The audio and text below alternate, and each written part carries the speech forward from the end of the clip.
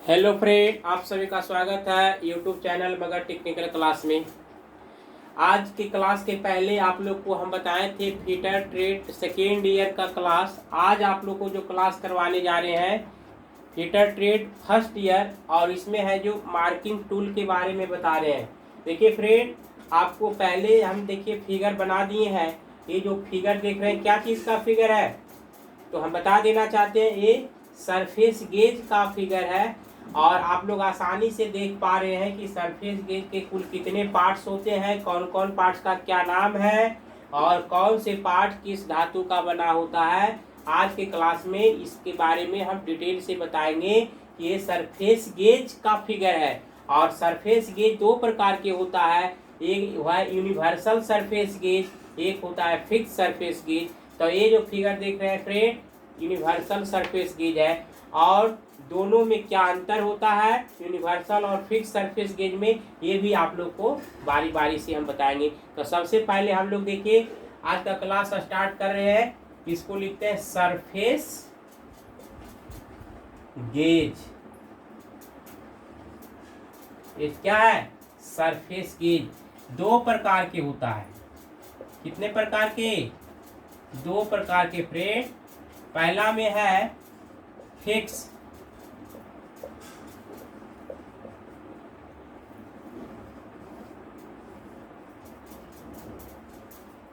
और दूसरा में है यूनिवर्सल।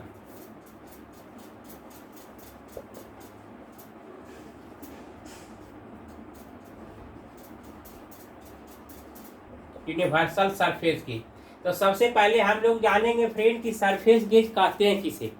तो सरफेस गेज एक प्रकार के मार्किंग टूल है, ध्यान दीजिएगा। सरफेस गेज एक प्रकार के मार्किंग टूल है, और इस मार्किंग टूल में एक स्क्राइबर होता है जुड़ा हुआ, जिस स्क्राइबर का एक सिरा सीधा होता है और दूसरा सिरा 90 डिग्री पर मुड़ा हुआ होता है।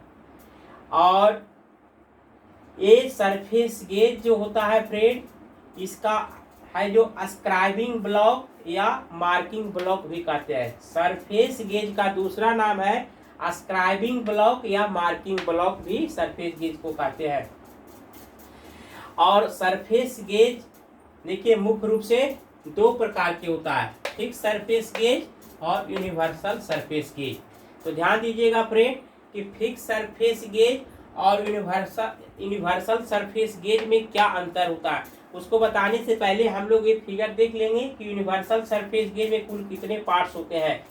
वही पार्ट्स आपका फिक्स सरफेस गेज में भी होता है। तो देखिए फ्रेंड, ये स्नग है। स्नग क्या है?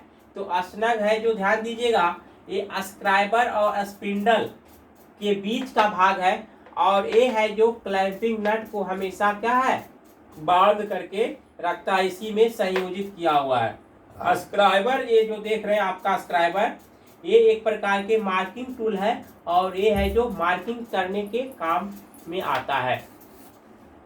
स्पिंडल जो है फ्रेंड, ध्यान दीजिएगा, स्पिंडल जो होता है ये आपका क्या है, रॉकर आर्म के साथ स्प्रिंग के साथ बंधा हुआ होता है, जिसमें क्या है, स्क्राइबर भी लगा हुआ होता है।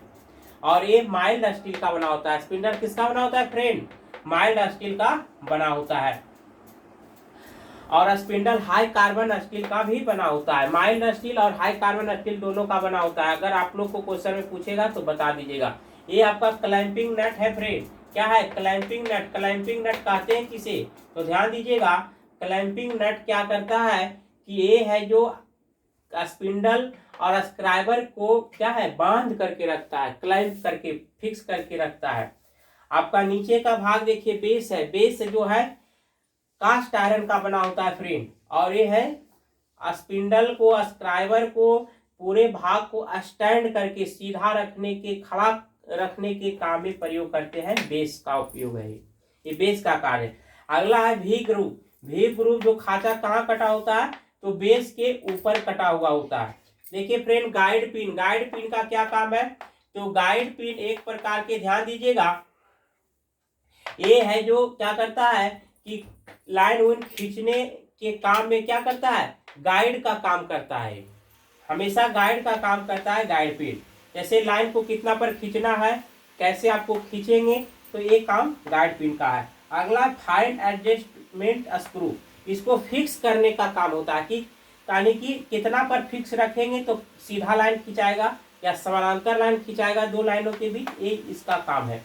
अगला है रॉकर आर्म। रॉकर आर्म का क्या काम है फ्रेंड, यह प्रायः बेस पर बने हुए खांचे और स्क्रू की सहायता से क्या है, स्प्रिंग की सहायता से है जो कसा हुआ होता है बेस के साथ, और इसी में होता है स्पिंडल कसा हुआ, समझ गए। अगला है स्पिंडल लॉक नट, यह है जो रॉकर आर्म के साथ जुड़ा हुआ रहता है। इसका प्रयोग स्पिंडल में क्लैंप करने के लिए है जो क्या है, फाइन एडजस्टमेंट स्क्रू का उपयोग करते हैं। तो देखिए फ्रेंड, आज का जो हम सरफेस गेज के बारे में टोटल पार्ट्स क्या है बता दिए हैं, और टोटल पार्ट्स को बारी बारी से ये भी बता दिए हर पार्ट का क्या क्या काम है और हर पार्ट क्या क्या चीज का बना होता है। देखिए अगला हम आपको बता रहे हैं कि फिक्स सरफेस गेज और यूनिवर्सल सरफेस गेज में अंतर क्या होता है फ्रेंड।